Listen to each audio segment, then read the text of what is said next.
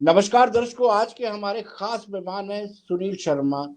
तारुफ के मोहताज नहीं है, लेकिन जरूरी हो जाता है तारुफ करवाना। सुनील शर्मा, अगर पटकथा लिखी है अमित शाह और नरेंद्र मोदी ने, तो सूत्रधार ये भी कम नहीं है कश्मीर की पटकथा को लेकर के।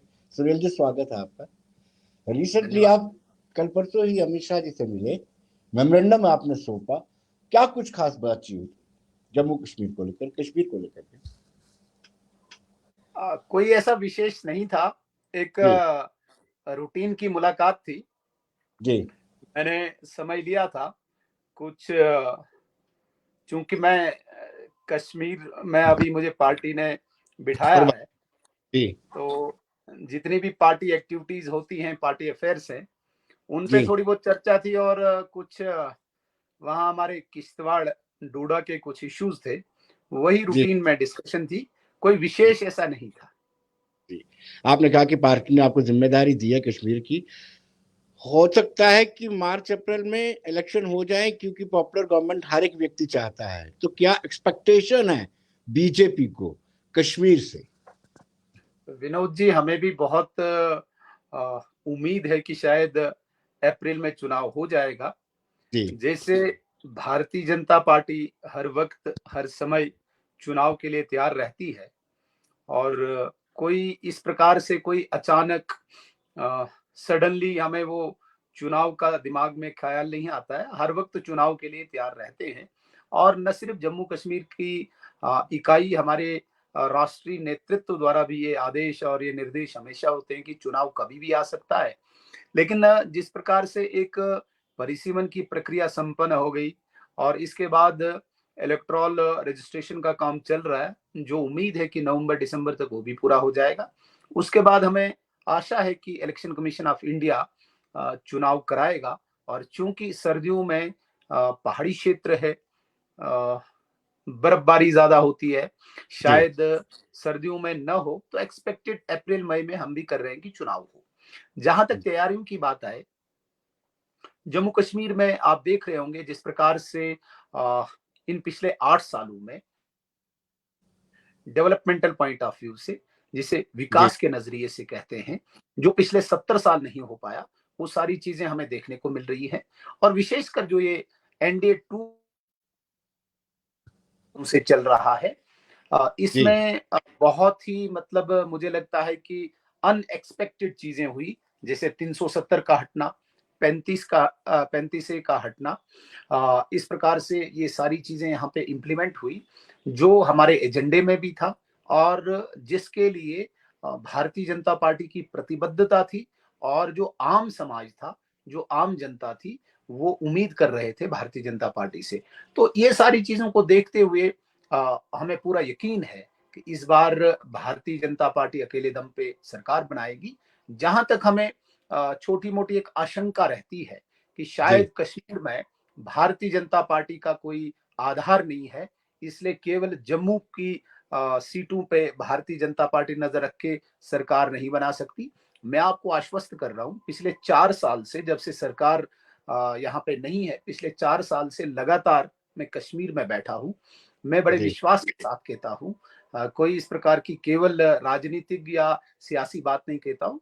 बड़े ही वसूख से, बड़े ही आत्मविश्वास से कह रहा हूं मैं आपको कि कश्मीर में इस बार भारतीय जनता पार्टी अच्छा नतीजा लाएगी, अच्छा रिजल्ट देगी, अपने दम पे सीटें निकालेंगी।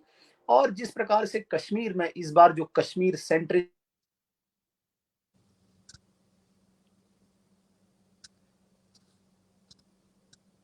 चुका है, इन दोनों ने एक कोशिश की है कि PhD के नाम पे दोबारा से ये जी जी लोगों का समर्थन ले, वो भी नहीं है। जी इस जी सारी प्रक्रिया में आपको ये बताना चाहूंगा, यदि अप्रैल में चुनाव होगा, विनोद जी, मेरी बात को बिल्कुल आप रिकॉर्ड रखिएगा, भारतीय जनता पार्टी आराम से, आसानी से जम्मू कश्मीर में सरकार बनाएगी, जिसमें कश्मीर की भी सीटें सम्मिलित होंगी।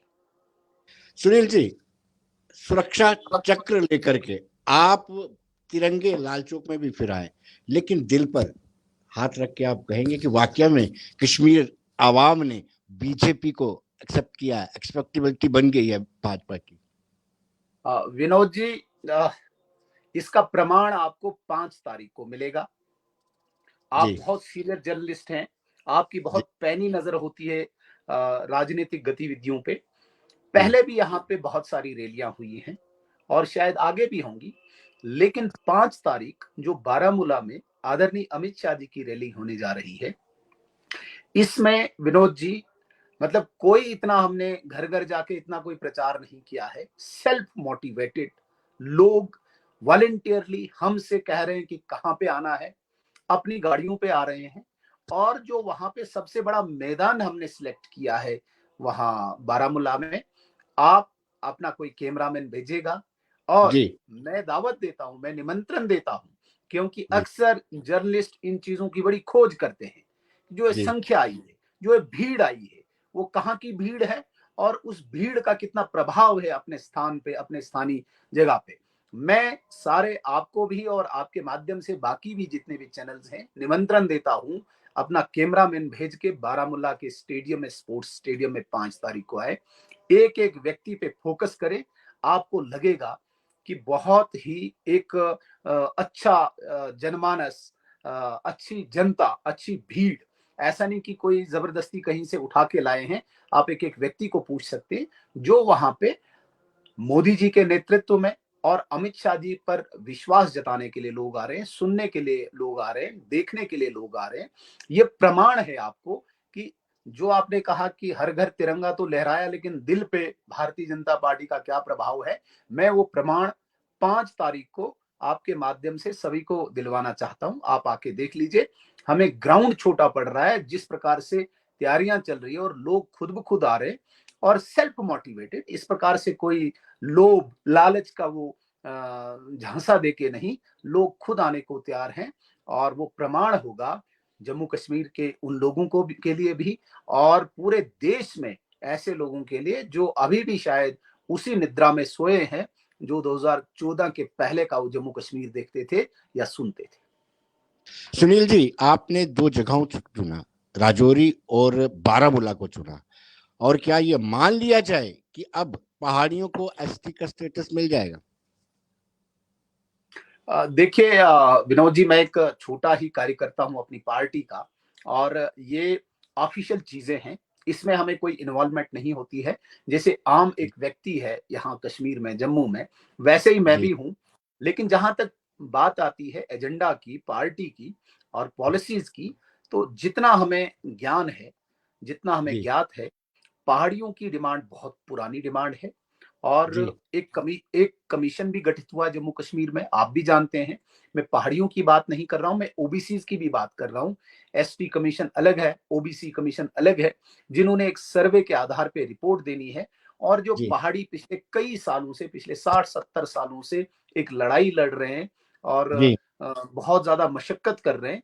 मुझे लगता है कि कहीं ना कहीं हमारा केंद्रीय नेतृत्व, केंद्रीय सरकार बहुत गंभीरता से इस विषय को लेके इसको अंत करेगी। ये हमें उम्मीद है, ये हमें विश्वास है। इनके साथ साथ बहुत जल्दी ओबीसी की भी, जिस प्रकार से पूरे देश में इस वक्त 54 ऐसी जातियां हैं जिनको रिजर्वेशन मिल रही है, इन्हीं जी 54 जातियों में 29 कास्ट, 29 जातियां ऐसी हैं जो जम्मू कश्मीर में भी हैं, जो रिजर्वेशन से अभी दूर है। तो जो ओबीसी कमीशन बना हुआ है, मुझे लगता है कि उन ओबीसी कास्ट को भी, जिनको बड़ी लंबी देर से इंतजार है, उनका भी कहीं ना कहीं समाधान होगा। लेकिन मैं ये पुष्टि बिल्कुल नहीं करता हूं कि जी 5 तारीख को कोई बहुत बड़ा ऐलान होगा। मैं इसकी पुष्टि नहीं कर सकता हूं, क्योंकि मैं एक साधारण सा कार्यकर्ता हूं। लेकिन उम्मीद जरूर जता रहे हैं, क्योंकि हम एक ब्रिज का काम करते हैं पार्टी, सरकार और आम जनता के बीच में। जितना हमें ज्ञात है कि जरूर इसका अंत होगा। अब ये किस शेप में होगा, क्योंकि इसकी लीगल पैरामीटर्स क्या होंगे, किस तरीके से ये लेजिटिमेट रहेगा, वो चीजें मुझे ज्ञान नहीं है इस चीज का। लेकिन उम्मीद है कि पहाड़ी ओबीसीज, जिनकी बड़ी लंबी देर से डिमांड है, कहीं ना कहीं ये पूरी होगी। सुनील जी, जिनका कद बड़ा होता है वो अपनी कल्पना इसी तरह से, अपना परिचय इसी तरह से देते हैं कि मैं छोटा सा कार्यकर्ता। अलबत्ता हमें पता है कि पटकथा कैसे लिखी जाती है और आपका कितना रोल उसमें रहता है। लेकिन मैं अब आपको ये पूछना चाहूंगा कि अगर पहाड़ियों को दर्जा दिया जाता है तो कहीं ना कहीं गुज्जर समुदाय, एसटी समुदाय जो पहले से है, उनका संतुलन कैसे करेंगे, उनको बैलेंस कैसे करेंगे? देखिए, जितना गुजर समुदाय जम्मू कश्मीर का है, जी वो बिल्कुल मोदी जी के नेतृत्व वाली सरकार से संतुष्ट है। पिछले 70 सालों से गुज्जर समुदाय को आइसोलेट किया गया था, इग्नोर किया गया था, नेग्लेक्ट किया गया था। पहली बार भारतीय जनता पार्टी की सरकार ने गुज्जर समुदाय का सोच के जितनी रिजर्वेशन, जितनी मैं कहता हूं कि बाकी की तुलना में गुज्जर को बेनिफिट मिला, शायद आज तक 70 सालों में मिला होगा। जैसा कि हम सब जानते हैं, पॉलिटिकल रिजर्वेशन पंच से लेके सरपंच, सरपंच से लेके बीडीसी, डीडीसी, और विधानसभा में पहली बार ऐसे होने जा रहा है कि 9 सीट्स इस बार गुज्जर समुदाय की आने वाली हैं। मैं आपको बताना चाहूंगा, आपके चैनल के माध्यम से बताना चाहूंगा, जो गुज्जर समुदाय आम समाज है, पढ़ा लिखा समाज है, ये समझता है कि इससे कोई फर्क पड़ने वाला नहीं है। मैं आपके माध्यम से सारे लोगों को ये बात बताना चाहूंगा, लगभग लगभग 8.25 करोड़, 8 करोड़ 60 लाख एसटी समुदाय के लोग पूरे देश में है। 8.5 करोड़ मान के चलो पूरे देश में, क्योंकि ये जो रिजर्वेशन है, ये चूंकि यूनियन टेरिटरी है, यूनियन टेरिटरी के नजरिए से ही देखा जाएगा पूरे देश में कितने लोग हैं और कितने लोगों को रिजर्वेशन है। 8 करोड़ 60 लोगों को है। आप मुझे बताइए, 8 करोड़ 60 लाख में इस बार अगर 5 लाख और जुड़ते हैं तो कितने हैं? 8 करोड़ 65 लाख। तो इसमें कितना फर्क पड़ सकता है? जब 8 करोड़ 60 लाख लोगों को आप रिजर्वेशन दे रहे हैं, वहां 8 करोड़ 65 लाख लोगों को मिल रहा है। एक बात। दूसरी बात, ये दिक्कत एडमिशन में नहीं हो रही है, जो एडमिशन होनी है, चाहे एमबीबीएस की हो, चाहे इंजीनियरिंग की हो। ये दिक्कत जॉब रिक्रूटमेंट में नहीं हो रही है, ये दिक्कत अब सिर्फ हो रही है राजनीतिक लोगों को। मैंने बनना था, मेरा हिस्सेदार दूसरा आया। ये क्यों आया भाई? मेरी कर्मों के आधार पे मैं जैसा काम करूंगा, मैं जैसी सेवा दूंगा, मेरा कंपटीशन होना चाहिए।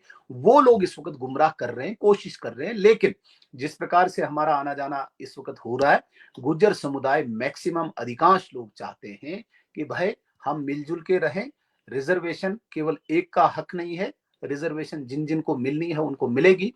गुज्जर समुदाय को जरा एक्स्ट्रा मिल गई है, एक्स्ट्रा मैं कहूंगा इन कंपैरिजन टू दिस पहाड़ी, क्योंकि इनको पॉलिटिकल रिजर्वेशन भी मिल गई है। 9 एमएलए इनके और होंगे। तो मुझे नहीं लगता है कि ये कोई बहुत बड़ी ऐसी बात है। जिस प्रकार से मैंने कहा 8 करोड़ 60 लाख लोग इस वक्त लाभ ले रहे हैं, वहां पे 8 करोड़ 65 लाख लेंगे, क्योंकि ये स्पेसिफिक जम्मू कश्मीर के लिए तो नहीं है ना, ये पूरे देश के उस नजरिए से देखा जाता है। तो इसलिए ये कोई बहुत बड़ी बात नहीं है। थोड़ी सी अवेयरनेस जो जो आ जाएगी, लोग इन चीजों को समझेंगे। लेकिन सुनील जी, महबूबा मुफ्ती का आज स्टेटमेंट आया, मंदिर मस्जिद लड़ाने के बाद अब ये गुजर बकरवाल और पहाड़ियों को लड़ा रही है जमात, भारतीय जनता पार्टी का नाम लेकर के उन्होंने कहा। मंदिर मस्जिद के बाद भी भारतीय जनता पार्टी हर चुनाव जीत रही है। भारतीय जनता पार्टी के पास जोक दर जोक बाकी पार्टियां छोड़कर सम्मिलित होना चाहते हैं। अब गुजर बकरवाल के बाद जो पहाड़ी समुदाय है, मैं खुली चुनौती देता हूं, चैलेंज करता हूं, अगर ये इनको रिजर्वेशन मिलती है उसके बाद भी भारतीय जनता पार्टी बहुत ज्यादा सीटों से जीतेगी, न सिर्फ प्रदेश में, पूरे देश में भी जीतेगी। अब जिस मैडम की आप बात कर रहे हैं, आप उन्हें पूछिए कि भाई जो एजेंडा लेके आप हैं, जो पार्टी लेके आप हैं, आप पिछले 3 साल में ताश के पत्तों की तरह पार्टी गिर गई आपकी, खत्म हो गई आपकी, अकेले रह चुकी हैं। तो आप खुद ही बताइए, राजनीति में विनोद जी आप मुझसे बेहतर समझते हैं, और वो भी एक सीनियर नेता है, वो भी समझती हैं। राजनीति में लोग जिसके साथ होते हैं उसे राजनीति कहते हैं, लोगों की राजनीति करनी। जो अकेले रहा हो उनका कोई आधार नहीं माना जाता है। वैसे भी जब से सोशल मीडिया आया है, मैंने अपने मोबाइल को सामने रख दिया और कोई भी स्टेटमेंट दी। मैं मानता हूं कि राजनेता वो है जो भीड़ में अपने विचारों को प्रकट करे। इनको बोलिए कि वो भीड़ में 1000 की ही भीड़ ये जमा करें और वहां पे अपने विचार प्रकट करें, फिर हम राजनेता इनको मानेंगे। वरना आज जिसको मर्जी आई खड़ी हो जाए और कोई भी स्टेटमेंट दे, तो वो निरर्थक माना जाता है। जब से मैडम जी ने जो भी बयान दिया उसके बाद भी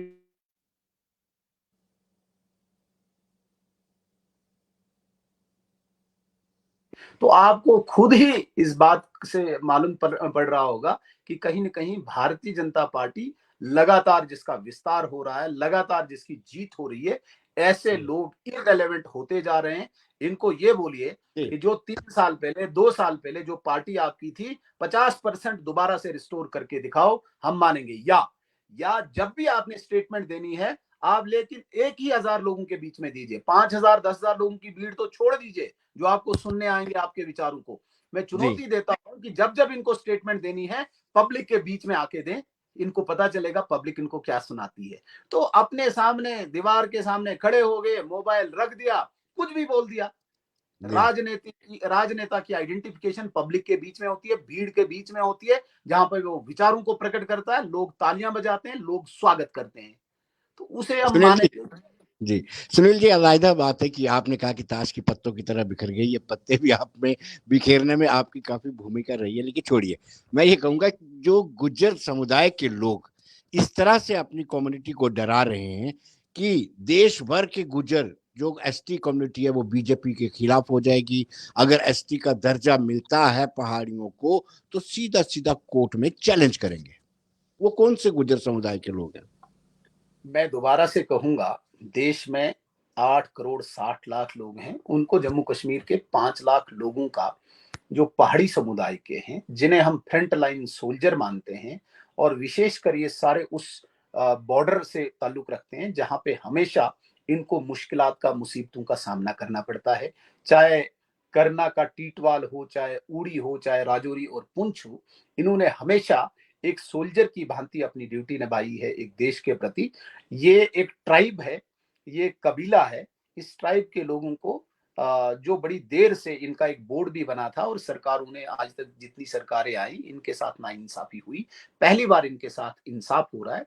मैं आपके माध्यम से जिन गुजर लीडर्स की आप बात कर रहे हैं, हम भी हमेशा ही मीडिया को देखते रहते हैं, चाहे प्रिंट मीडिया है, चाहे इलेक्ट्रॉनिक मीडिया है, जितना भी क्रेडिबल मीडिया है, हम देखते रहते हैं। कहीं भी इस प्रकार का मुझे नहीं लगा, अभी तक कोई आभास भी नहीं हुआ कि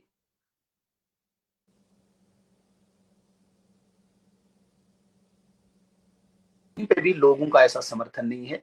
हमें पूरी उम्मीद है, विश्वास है कि जो लोग, कुछ लोग राजनीति के लिए, सियासत के लिए ऐसी हरकतें कर रहे हैं, वो बिल्कुल बेनकाब होंगे और आम जनता उनको रिजेक्ट करेगी। ये विश्वास रखिए आप। कहीं पे भी गुजर समुदाय के लोग इसमें इंस्टिगेट होके कहीं भी किसी भी बड़े इश्यू में नहीं पड़ने वाले हैं। एक बात मैं आपको और यहाँ पे करना चाहूंगा, जो अमित शाह जी की रैली होने वाली है, चाहे राजौरी में होगी, चाहे यहाँ बारामूला में होगी, यहाँ पे बराबर गुजर बकरवाल समुदाय भी सम्मिलित होगा इन रैलीज में, जो दर्शाएगा कि कहीं पे भी हमारे बीच में कोई अंतर नहीं है, कोई डिफरेंस नहीं है।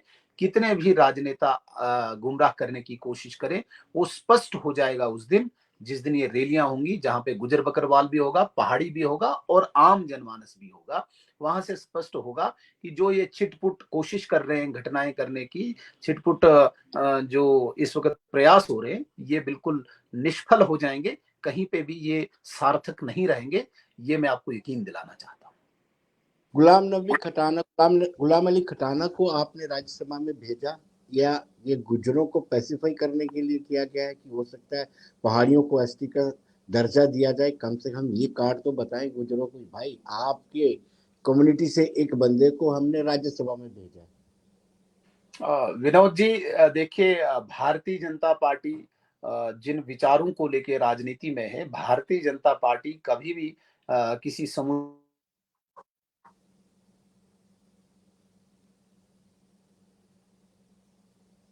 पॉलिसी फिक्स करती है। जी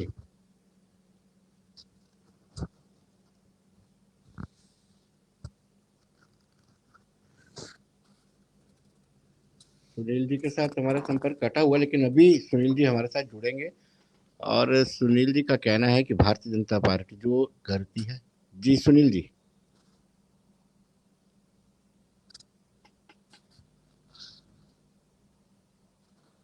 सुनील जी, आप मुझे सुन पा रहे हैं?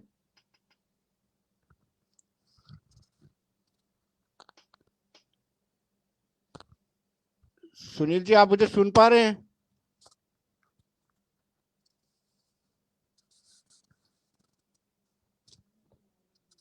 सुनील जी से हमारा संपर्क थोड़ी देर के लिए कटा है, दोबारा जुड़ेगा। हमने उनसे ये सवाल पूछा था कि इंजीनियर गुलाम अली खटाना को राज्यसभा का सदस्य बनाया जाना क्या इस बात की तस्दीक करता है कि आने वाले दिनों में आप पहाड़ी भाषी लोगों को एसटी का दर्जा देना चाहते हैं? गुज्जर नाराज ना हो, गुज्जर बकरवाल कम्युनिटी नाराज ना हो, इसलिए उनको उस माध्यम से यानी दूसरे तरीके से पेश किया है कि गुज्जर कम्युनिटी को भी हमने राज्यसभा में एक जगह दी है।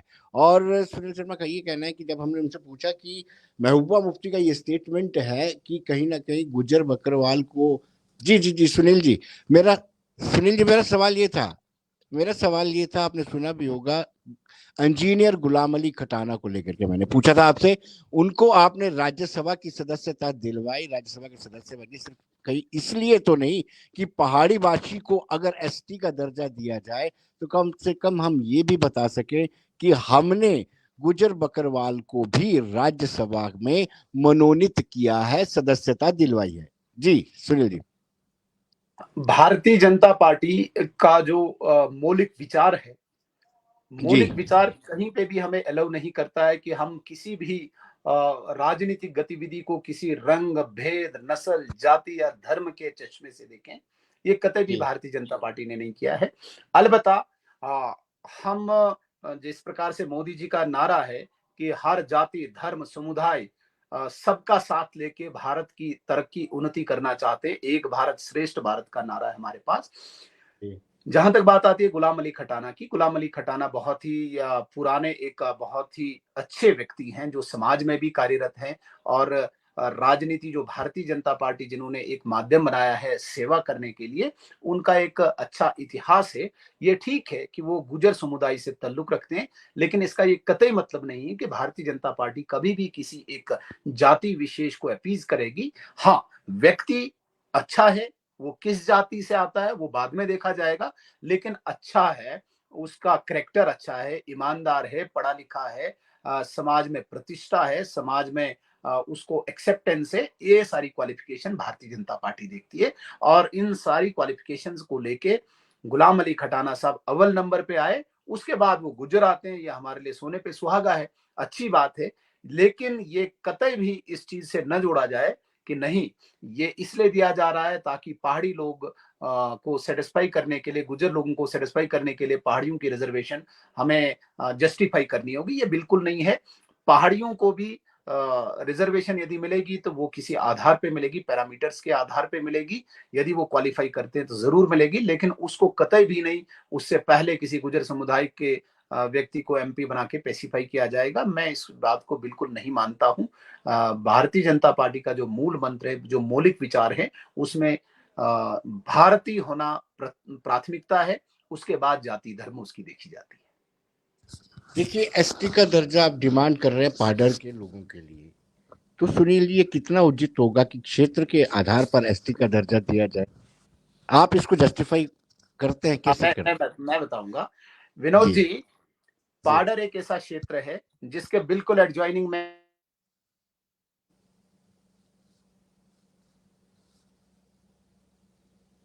ऐसा क्षेत्र है जो चंबा डिस्ट्रिक्ट का हिस्सा है, जो पाडर के बिल्कुल बॉर्डर से मिलता है, और दूसरी तरफ से जांस्कार मिलता है। जी जांस्कार जो करगिल का पार्ट है। जनरल जोरावर सिंह जी उसी रास्ते से अपनी सेना लेके तिब्बत की तरफ बढ़े थे। वो आपके ध्यान में भी वो इतिहास है। जो ये जी चंबा का पार्ट पांगी है और जो ये जांस्कार है करगिल का पार्ट, इसी का एक हिस्सा पहले एक पाडर भी होता था जिसे एक पूरा पैरागन माना जाता था, और तब जी एक ही राजा वहां पे हुआ करता था। अब जी इनके साथ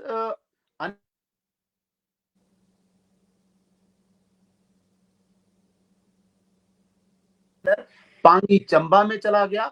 पांगी के लोग आज एसटी हैं। जांस्कार करगिल में चला गया। वो जांस्कार भी के लोग आज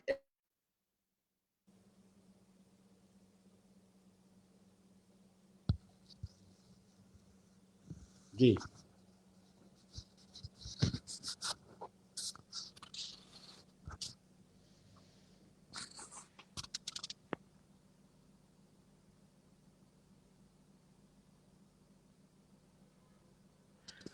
दर्शकों, हमने ये सवाल पूछा था सुनील शर्मा जी से कि आखिर जो पाडर है, उनकी कॉन्स्टिट्यूंसी भी मानी जा रही है, उस पाडर को एसटी का दर्जे की डिमांड क्यों कर रहे हैं? तो उनका ये तर्क था कि एक हिस्सा चंबा को लगता है, जो पाडर का एक हिस्सा है वो चंबा के साथ जुड़ा हुआ है, दूसरा जांस्कार के साथ जुड़ा हुआ है, दोनों ही हल्के एसटी हैं, तो लिहाजा पाडर भी पिछड़ा हुआ हल्का है, इसलिए हम भी डिमांड कर रहे हैं कि इसको भी एसटी का दर्जा दिया जाए।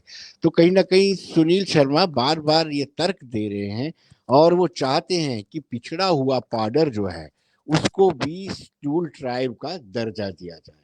हालांकि हमने पूछा कि पहाड़ियों को एसटी का दर्जा इस बार घोषणा की जाएगी, तो उन्होंने बड़े ही अच्छे तरीके से इस सवाल को टाल दिया। उन्होंने कहा मैं अधनासा भारतीय जनता पार्टी का कार्यकर्ता हूं, ये बड़े फैसले होते हैं, ये फैसले बड़े पैमाने पर लिए जाते हैं, लिहाजा ये मैं कुछ नहीं कह सकता कि 4 तारीख को जो राजौरी में रैली होनी है या फिर 5 को जो बारामूला में रैली होनी है उसमें इसकी घोषणा की जा सकती है।